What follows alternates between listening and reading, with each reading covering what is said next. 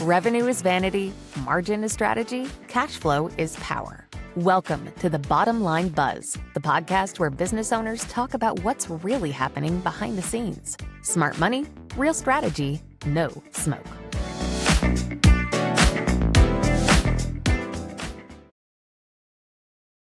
Hello, everyone, and welcome to another episode of the Bottom Line Buzz. I'm Joe Zahaitis, and I'm joined with... the real queen bee of this podcast, Jennifer Macros, the cannabis cash queen herself. And today, we're joined with Jessica Ferranti. Hi, everybody. Jen, Joe, thank you so much for having me. So excited to be here. Thanks for being a part of it. We're glad to have you here. So we're going to let you do a little introduction of yourself, both kind of who you are and where you're with, but then a little bit of your background. Sure. So Jessica Ferranti. I'm the CEO of a company called the Mycelia Group. We actually just launched last year. So I'll go straight into kind of how I got here to begin with. So about, 13, 14 years ago or so, I started working with a variety of startups. I had just come out of culinary school, was looking for different ways to basically build up income, expand beyond culinary a bit. And so I started jumping into companies like voice over IP companies and AI-based recruiting entities and financial institutions, just helping them scale and little by little learning a bit about what makes business owners tick, right? Like what challenges they're facing. The one thing that I saw is that it didn't really matter what industry they were in or like really the type of model their company, was built upon. Ultimately, I saw that all of these companies needed the same kind of infrastructure. So I was able to go from one company to another in different industries to help them scale with that same like foundational understanding of what they needed, right, to be healthy as they grew. So worked a variety of different, spaces in, I think it was 2016. 2016, I had worked with a few startups already. I just got out of my financial background and doing some things on like finance and investments. I was ready for something kind of newer and exciting because finance isn't the most exciting. Hey, be careful. Some of us are in that world. It depends on what you're doing. All right, that's fair. But I was ready to get out of, doing insurance and investments and just looking for something a bit more exciting. And at that time, the cannabis industry was starting to really take off. And obviously nowhere near where it is today. But, you start to see some of these states coming online, a lot of, interest there. I've had a interesting background myself on the personal side and some slight legacy work in the industry, like way back when.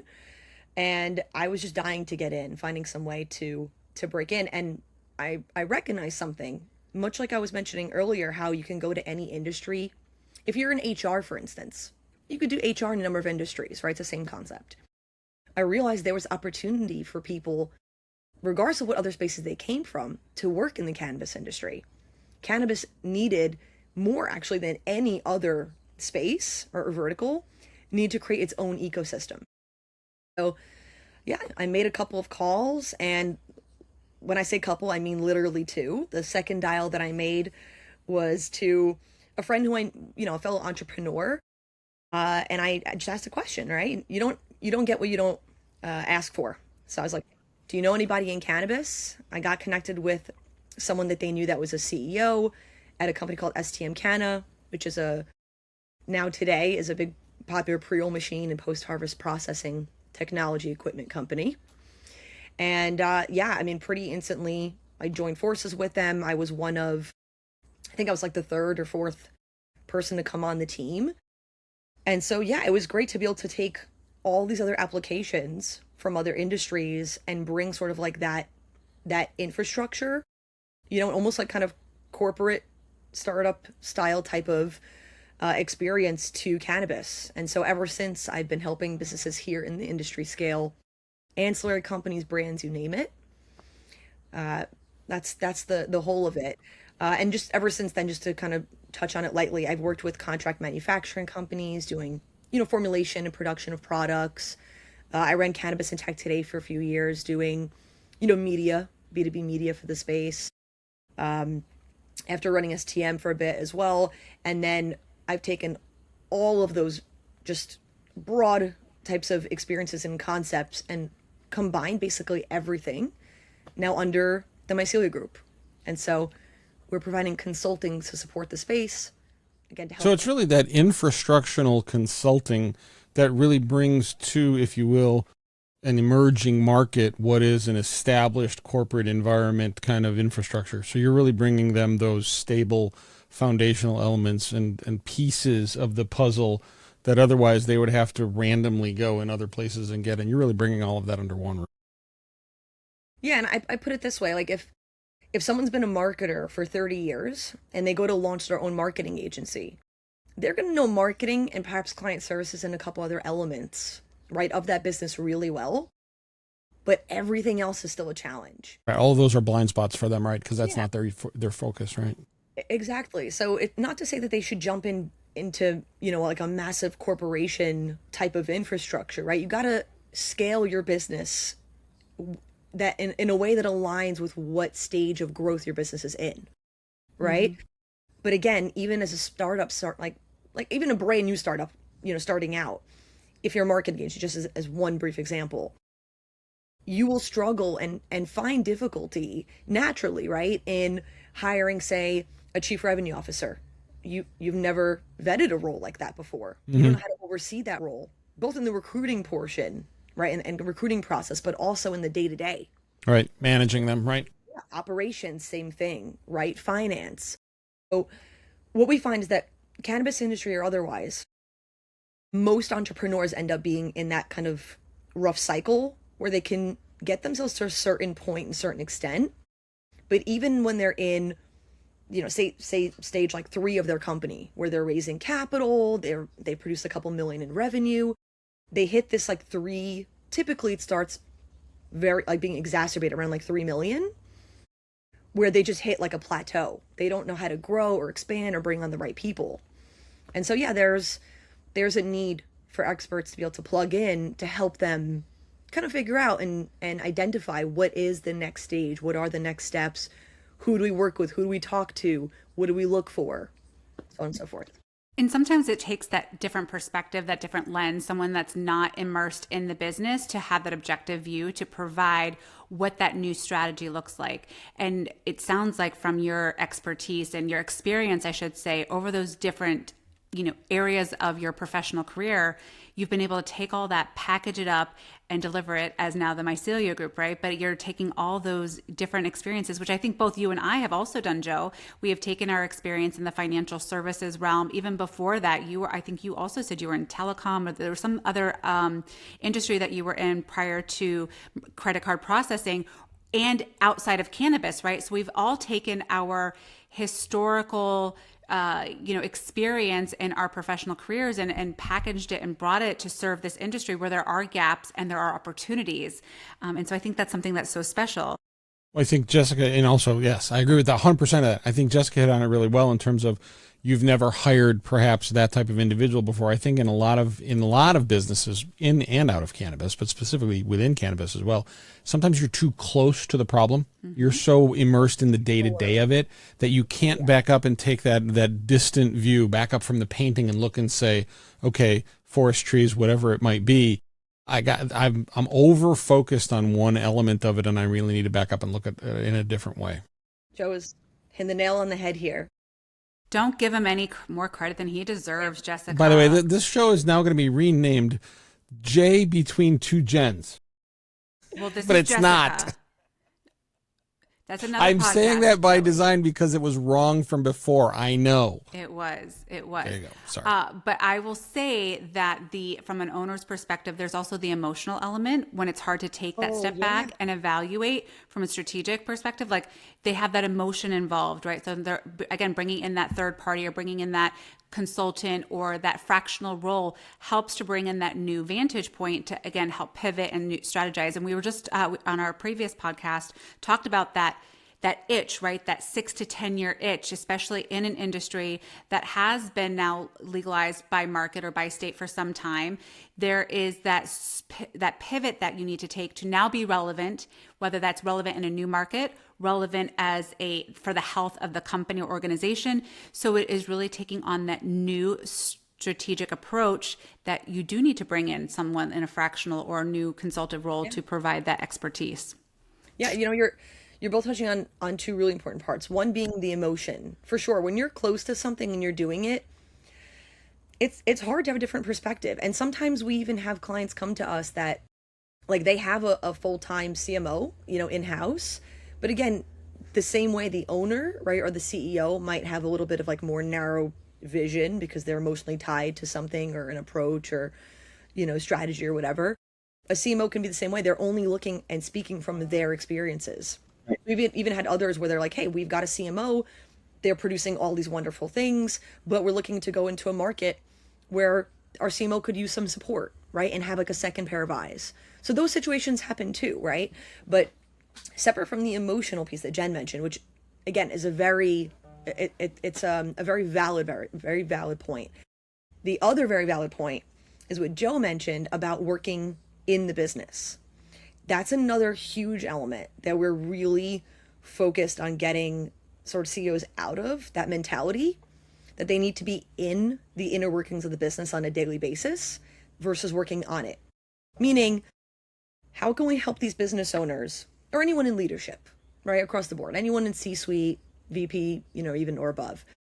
How do we get them shifting that mindset of being an operator, doing all the things, not maybe effectively delegating as much as they can be, or finding the staff and the talent to support, right, those needs?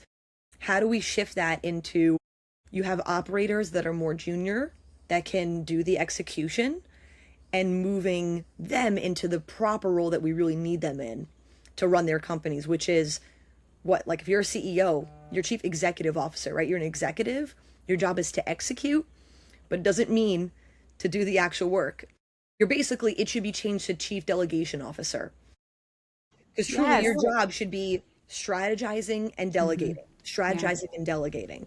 But it ends up being kind of the opposite, right? It's funny you mentioned that because back in a career a little while ago, that was one of the biggest changes that I actually had to make. You go from being, to your point, someone that is doing the execution. Your job is now to not only to delegate, but hold accountability, but then you're focused on the strategic. And if you're so busy focused on the execution, there's no way to pick your head up to focus on the strategic, but yet that's your job. Your job is to be focused on that down the road, the horizon, what's coming next, not necessarily as much what's underfoot. That's for others to be doing. You know what a good analogy would be? It's almost like if you're driving in a car and you've got, let's say, whether it's a digital map or like an old school MapQuest map printed out, right? The person executing, the operator, should be the one saying, hey, okay, we're going to turn right, we're going to turn left, right? In real time. The CEO who's driving that car needs to know that 3 blocks away, there's a construction site. And you might be that if you're directly in front of you making decisions of what's directly in front of you only, and that's your vision, you're going to make 30 of those turns based on everything your team might be telling you at the time, only to land at that construction site because you didn't have the foresight to plan ahead, right? The higher view, exactly. Is to have that higher, as she said, right? That broader view, vantage point. It's a great example. I love that's okay. I think it's awesome because I'm going to add one little piece to your analogy. I think it's perfect. Yeah. Not just the 3 blocks ahead, that's the construction site, but where are we going? Is it this town? Is it that town? Is it that town? I mean, what is the ultimate goal, first of all, and then help to plan to get there. That's the next level of the goal. But to your point, now you've got someone who has to do the turn by turn to make sure we're not driving off the road. Yeah, that could be important too. Hey, fun fact, MapQuest is making a comeback. It was so funny you mentioned it. I thought to myself, careful, let's not date ourselves here because I'll go before that. Do you remember when you used to tear the map off at the rental car center? At least I do. And you would physically take the map of that town wherever you were going to wherever you were going. Listen, reading a map is a lost art. No, I do not recall. No, she can't. Okay, that's a me thing. Okay, whatever. We were just talking about carrier pigeons and fax machines on a previous episode. So I feel like bringing back, yes. Jessica Joe was joking that when he would communicate with clients, he would use smoke signals or carrier pigeons because it was back a while ago. But let's bring those back. If I could if someone sent me a message if anyone, just for the broader audience, if anyone were to pitch me via sending me a message via a carrier pigeon, I am taking that freaking meeting. Like, I'm going to take the longer route, Jess. I'm going to send you a message in a bottle. I'm going to throw it in Tampa Bay, and it will end up in Tom's River, like the harbor of the Atlantic Ocean in New Jersey. T minus 3 months from now, I don't know. We'll figure out like a couple years. I will do you both. Again, we're branching a little bit. Why are you trying to one up us, Joe? No. Because I actually already thought of this, and I'm going to give it away to the audience too. Whatever. Okay. I don't want to, but I want to. Okay. How many of you go out to your post office? We're totally branching on the subject, so I apologize, Jessica, but I'm apologizing. How many of you go out to your postal box? Okay, your Like the your post mailbox? office box, Like outside mailbox, whatever you call it. That's fine. Mailbox. Okay. You go out to your mailbox. What's in it? What's in it? Bad news or junk mail?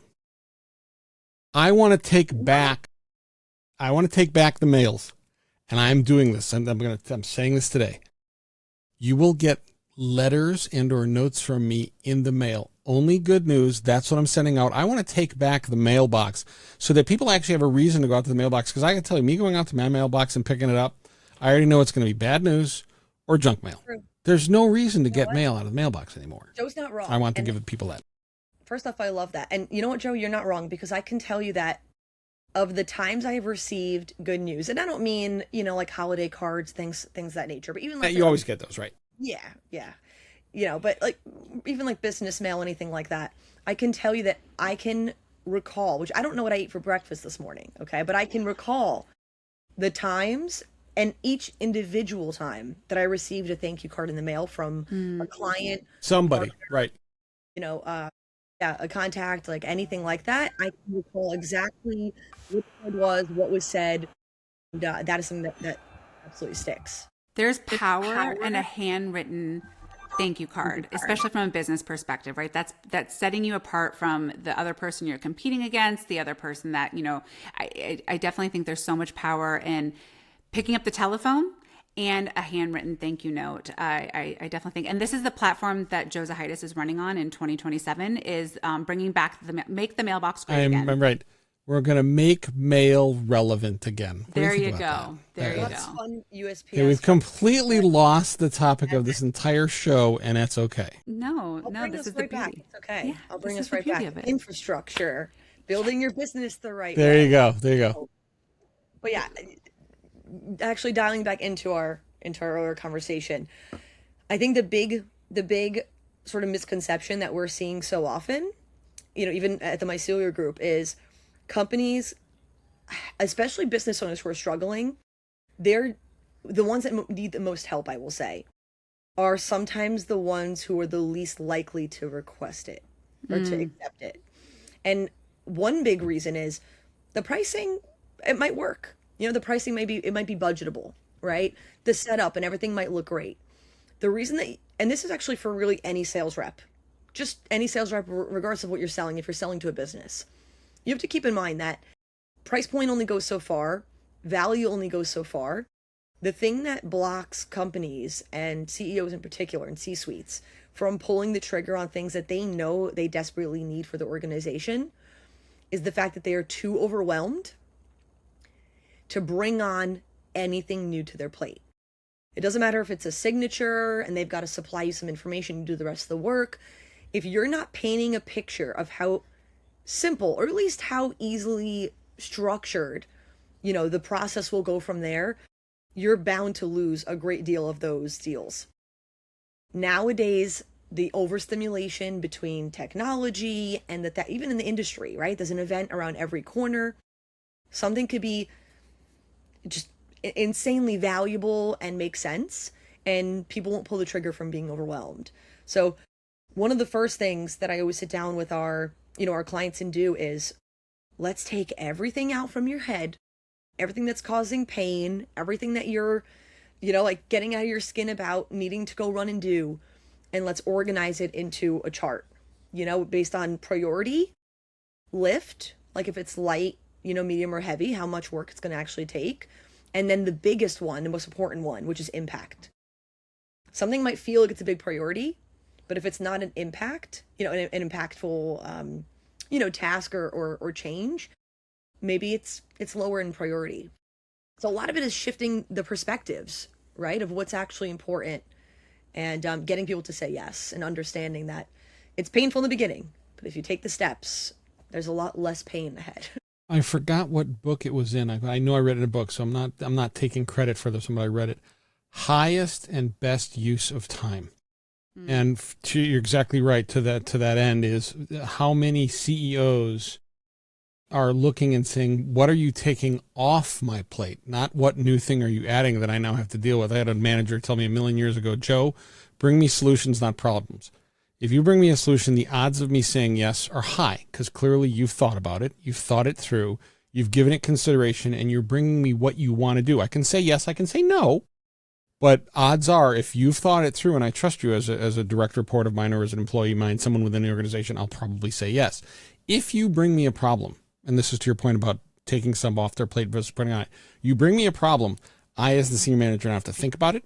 I have to address it. I have to identify the problem. I have to try and find a solution. I have to work with you to find a solution. You've just added more to my plate, whereas if you bring me the solution that you want done, I can say no, but odds are if you've thought it through, I'm probably going to say yes.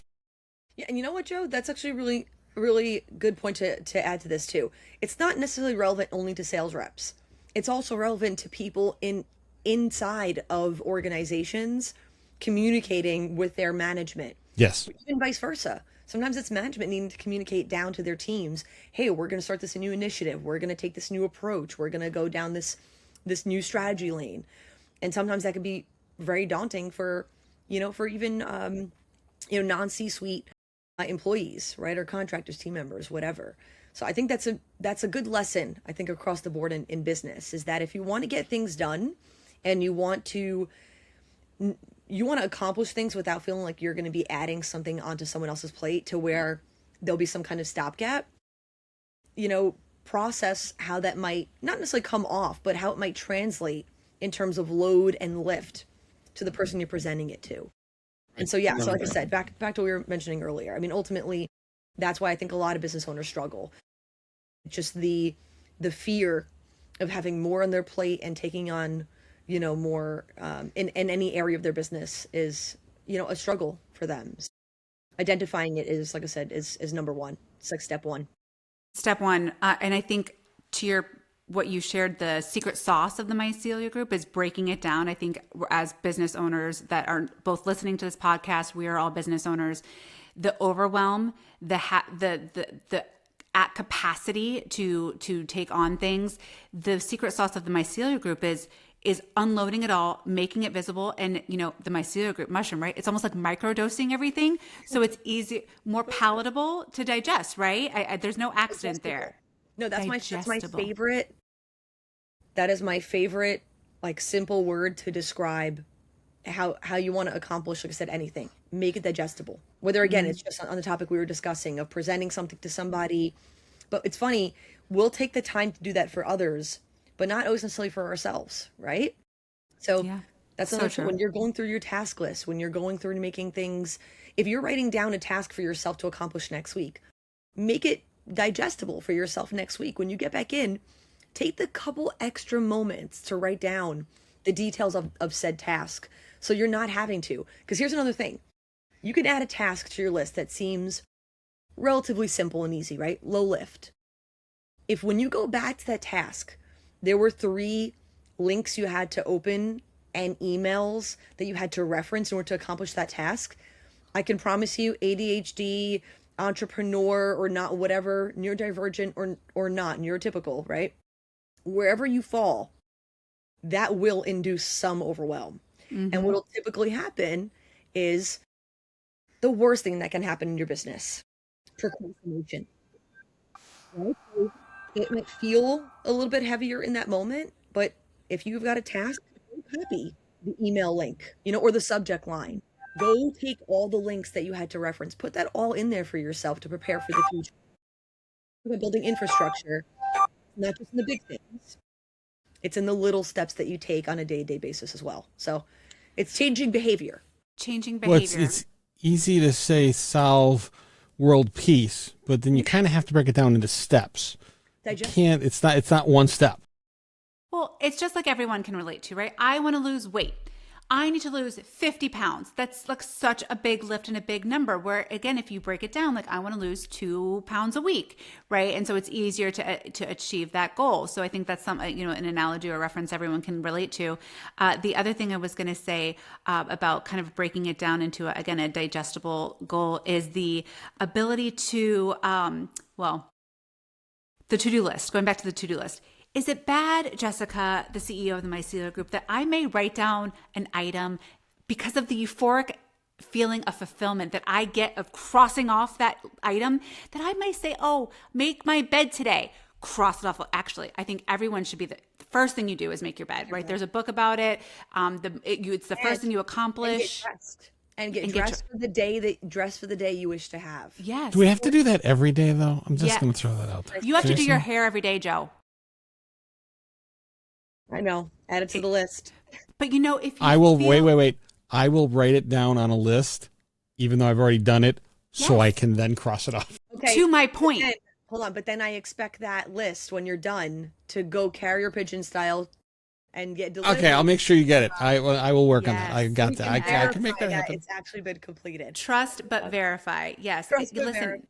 If you can just start with a win, right? Start in that small win, you just are already setting up the day for success. And look good, feel good, do good. So many of us have the ability to work from home.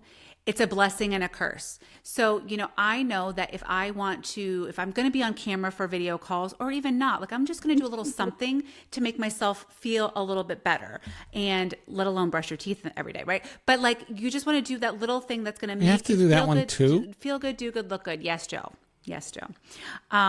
So I think it's really great. So let's kind of also segue into a different topic that I wanted to bring up, because of all the work that you get to do with Mycelia Group. One of the things that has evolved as another like extension of the Mycelia Group is the executive series. And I think it is so fantastic, because I feel like it's also a passion of what you get to do and a joy of what you get to do, because I don't know. And being that you just shared about your culinary kind of background, it all kind of makes sense, because the curated experiences that I've had the privilege of experiencing that you've put on there's no detail left undone, untouched, put together. So let's talk about the executive series and what that delivers to. Why are you shaking your head, Joe? Because I'm going to interrupt. Real quick. Two quick things. No, two quick things. Did you? First one is this is why Jen and I on a podcast are a good thing. His girlfriend's name is Donna, and I feel like then he's calling you Jen. I love this. Keep going. Wait, stop. Part of the reason I'm interrupting is that was literally where I was going next. This is why you and I having a podcast is a great thing. So this is the second time that's happened today. The second time. And then I wanted to also mention on this particular point of the podcast, then I want to hear Jessica's response.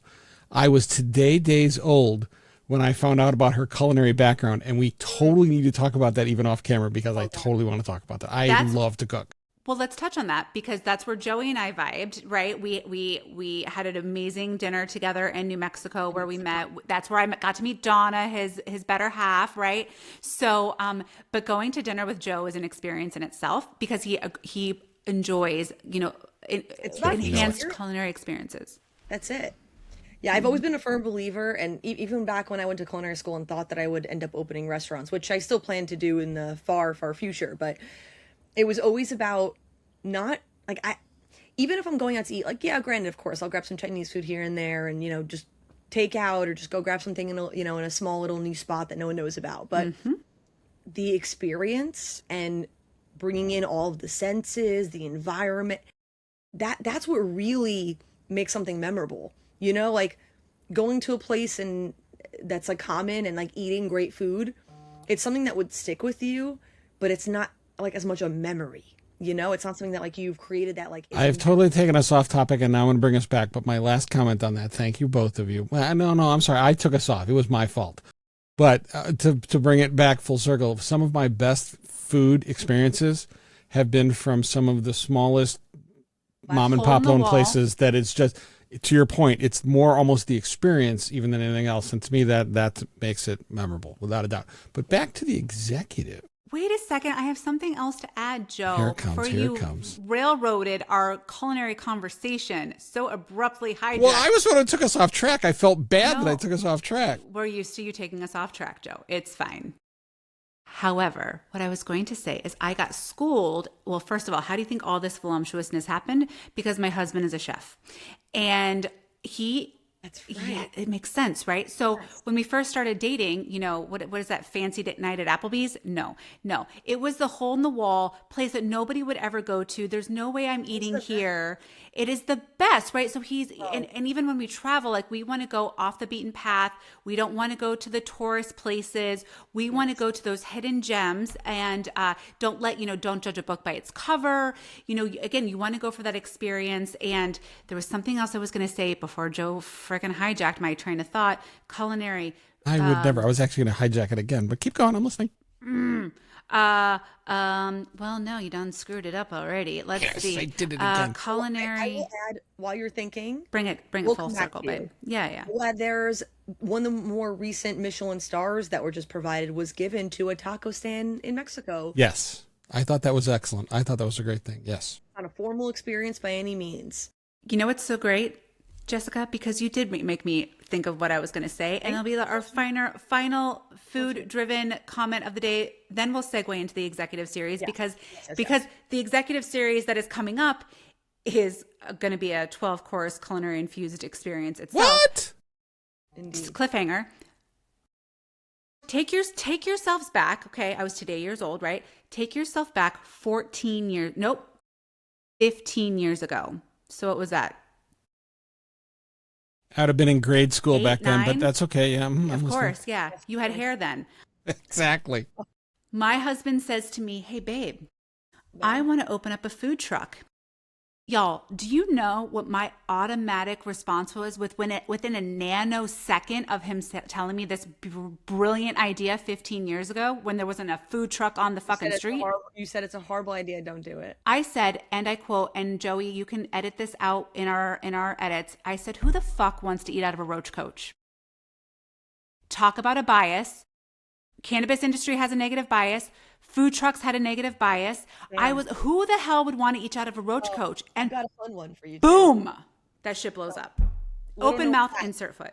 Tell me. Yeah, especially considering I worked on a food truck. I think there were at least 2 cases where I did some work here and there. But funny story is my first ever appearance on television. I was working a food truck in Miami and was interviewed on Telemundo. Do I speak Spanish? Sí, Not enough yo for español. TV. Not enough for TV, but enough to apparently speak on Telemundo at a food truck. So I see your That's bias, awesome. and I level you up one. That's awesome. No doubt. But yeah, so how this all ties in, right? So I went to culinary school. I worked in a variety of restaurants. I was when I went to culinary school in Miami in particular, I was working in different venues and catering companies that were throwing large events for celebrities and things, right? So we did Sofia Vergara's Thanksgiving dinner at her house with her family. We did a rooftop party for Kanye, back in the day, granted. A variety of exciting things, dinners for NFL, a lot of excitement. And because those, types of events have obviously a higher budget, we were able to really create the full experience. At some point that Kanye event was on a rooftop in Miami and there were white Bengal tigers present. Not saying that that's necessary for a culinary experience. My point is, when you have the budget and the means, right, create these experiences. When I came back home to New Jersey, fresh out of culinary school, I opened my own catering company, and my primary thing was doing fruit carvings. So again, leading into that experience of, getting out there and creating something out of nothing. I was on. You mentioned Thames River, which I'm not from Thames River, which is good. Don't mention my street name out here, but Thames River is the town over in my area, and I was on the front cover of the magazine of that town. Old school Jess, I had my piercing still. I was full chef, top to bottom. But I miss that world, right? Because I jumped into business, and you have to think there's a lot of creativity that you can do in the business world and I'm able to apply on a frequent basis, but not so much on like all those other elements, right? Like fruit carving and events and designing that. So all that to say, I always said to myself, one day I'm going to marry these passions, right, of mine. Here we are. We've landed. Nice. We've landed back at our original thing. So the Executive Access series was born, funny enough, not even actually from those items. Here's how it actually came about. When I started the Mycelia Group last year, one of the things I noticed is that although we were doing a lot of business like nationally per usual, I noticed there wasn't really a huge women's community here in Jersey for executive women in particular, you know, from the cannabis space. And I wanted to create just a fun environment where, you know, C-suite women could get together and network, build relationships, like really build that community that we see happening in some of these more mature states like California. So I threw a haunted Halloween. Jen could probably describe it better. Haunted sesh was what it was called. The haunted sesh, yes. And I took a bunch of women to a real life haunted house where we had a nice private dinner, bunch of different activations throughout. And then, like I said, it's about the experience. So I brought everybody onto a party bus and then took them to a local haunted house walkthrough. Like the ones legit haunted awesome. house. That sounds shit was awesome. Good for you guys. So the first actual stop was a dispensary to pick up like a nice gift box, and then so it was just like a succession of different venues, but all like in one day. So again, experience based. I kind of imagined it was going to die there, and you know, once in a while we maybe do something else. Lo and behold, not the plan at all. I ended up getting a lot of requests to do subsequent events. So that's fabulous. A bunch of other stuff in between has happened, but there was one thing that I noticed that really stood out to me. And I laugh because I'm kind of an old soul. Like I enjoy going out and having a good time. But what's a struggle is during the conferences in cannabis, you know, you're already exhausted from the whole day. I don't know about you guys. My voice goes, Jen knows, like my voice goes in a heartbeat. Day one, I already sound like I need one of those, you know, from the old school cigarette commercials. So you can understand what I'm saying. It's funny, it's not funny. But I lose my voice quickly, and I find like going to these after parties, they're great, they're enjoyable, it's a great way to like loosen up, but the music is blaring. You're screaming no one to talk to hear people. each other. Alcohol's now involved. Exhaustion has set in from the day before, or that, you know, that earlier day. It's just difficult. It's a difficult environment for C-suites in particular to really connect, build new relationships, and expand on some of the conversations they might have been having, say, in previous times, that morning of the event, whatever. So all that to say, I wanted to create that experience, and I was able to piggyback on our event in October. Our very first event of 2026 was the Ignite Her event, which is our Women Scholarship Initiative. So we did a kickoff with that in New York City with the Ignite It team. And now from here, we're launching something Jen mentioned. We're launching the Executive Access series. And that is a series of events the day prior to major C-suite conferences where we are getting together before everyone is exhausted from the shows. We're getting all the C-suites together in the same place for, just like we've been talking about, a proper experience, a theme, a way to build a new memory together. Jen, you actually mentioned this to me before. You said at the Haunted Sesh, we weren't reminiscing about old memories. We were creating new ones. And I distinctly remember you mentioning that all that time ago. And so that's what I've leaned into with our series here. So we've got the first one coming up on May 4th in Atlantic City, which is the day before MJ Impact. Mm-hmm. That is our 12-course dinner. It's called From Dime Bags to Diamonds, the evolution of the cannabis buyer's experience. And so we're storytelling through food the experience of buying dime bags and eating lo mein takeout in the middle of the night, all the way through to the medical era, the recreational era, and now the luxury era, where we're consuming, you know, a dish with caviar and cannabis caviar. So, are these teasers as like lo mein going to be the first course and caviar the finale? She can neither confirm nor deny. Yes, I cannot comment at this time. Um, but yeah, so that's that. And then the next big event we're really excited about having everybody come out to is we're doing another event called the Cannabis World Tour. And that is the day before the Chicago Ignite It. And that is about celebrating old world cannabis, like Moroccan hash and Thai sticks and different activations. And then taking your passport over to the new world, which is focusing on the future of cannabis, like, new markets like Germany and Spain and different areas where the market is starting to thrive and expand. So, Can I just say that Jessica comes up with these ideas and they are executed in such a timely manner, because we were just brainstorming this a very short time ago and it ends up in print and ready to go within like weeks of the conversation. So I subscribe to this. I am trying to manifest that so I can operate like Jessica Ferranti, because literally it goes from the brainstorming sesh to in action. And I remember I'm driving in the car in Miami, we're talking about from dime bags to diamonds, and shit, that is like ready to roll. Same with this, world tour. So it's just so exciting that someone has such a powerful imagination and creativity and then puts it into action, because so many people fall short of that mark.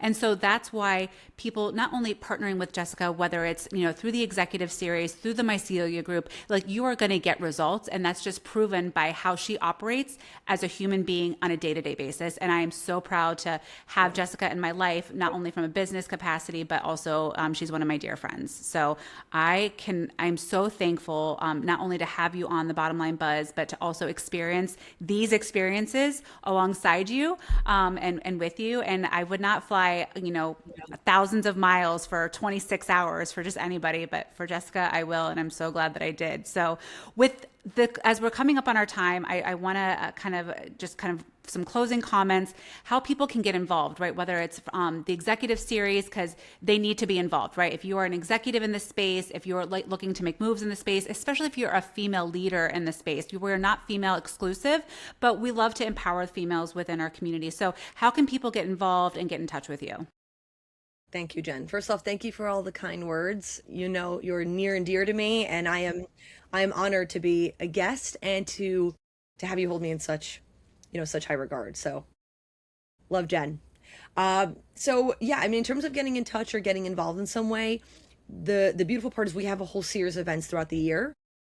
Some of which are great for brands, others for ancillary. We're really kind of marrying the two. So you could get in touch, just email us at hello@themyceliagroup.com, and that's MYCELIA. You could go to just myceliagroup.com as well, or even ping me on LinkedIn, Jessica Ferranti on LinkedIn. But yeah, in terms of getting involved, there's a lot of different ways. We're always looking for, and this is the big thing, we love obviously sponsors and supporters, but we love creativity as well. I love partners and sponsors who come in and they're like, hey, let's build a creative activation together. Let's integrate our pre-rolls, somehow into one of the courses, right, in the dishes as like a pairing. One of the things that we're discussing is setting up like a kiosk, like the airport at the Cannabis World Tour, so that companies or guests can come in and check in like they're at the airport. So if you're creative and you want to find a way to build an immersive experience that people remember versus just putting your logo up somewhere, we're the type of partner to reach out to. So thank you for the shout out, Jen. Love it. Excited to see what comes from here. Definitely. Joe, final thoughts? Nothing. No. My only thought. Thank you both. Thank you, Jessica, for being on the show with us today. This is awesome. We're going to need to have a conversation. We may need to have her back just to talk about culinary stuff. But one of the things I am truly impressed by and love, and I'm looking forward to being a part of, is, to your point, Jen, you have a concept. And what I like is, I do woodworking as a hobby. Let's not get into that. But I can look at a piece of furniture and take it apart and put it back together again in my head. Clearly, you can look at something that reflects a culinary experience, tie it back to an industry-related element, bring into it those parts. That is a true artist, a creative artist, and thank you for that. That sounds fabulous. Thank you. Listen, it's all about getting together. And I told this, Jen, I mentioned this during my speech at my last event. Ultimately, guys, let's be real about one very important thing. we could put the right people in a basement together and they would still make something happen. Yes. So for me, it's yes, it's the experience, but it's also about putting the right, well-connected people in the same room to get things done. The experience is just a massive bonus behind it. The foundation. Yeah, the foundation is the people that are in that room, right? So I encourage also, all of our events are application only. So if you are interested in joining, same thing, reach out to me on LinkedIn, shoot me a quick email. We'll get over the application to you guys so you can attend.